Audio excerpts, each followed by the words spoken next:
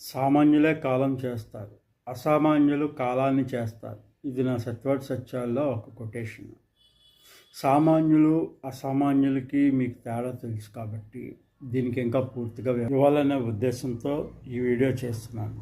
సామాన్యుల సంగతి మీకు తెలుసు, అసామాన్యులు అంటే గొప్ప ప్రతిభా సంపన్న మూర్తులు, మేధావులు, కళాకారులు, గొప్పవాళ్ళు. వీళ్ళు నలుగురు వేసిన దారంట వాళ్ళు వెళ్ళరు. కొత్త మార్గాన్ని సృష్టించి లోకానికి దశ నిర్దేశనం చేసి వాళ్ళు తమ లోకానికి పయనిస్తారు. కాబట్టి ఒక అన్నమయ్య, ఒక త్యాగయ్య, ఇటువంటి ప్రతిభా సంపన్న మూర్తులు పలానా కాలానికి చెందినవారు అని మనం చరిత్రలో చదువుకుంటాం.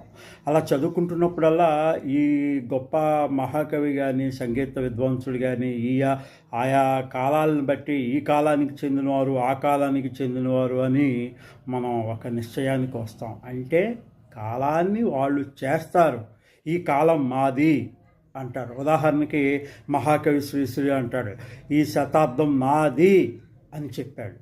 అలా మాట.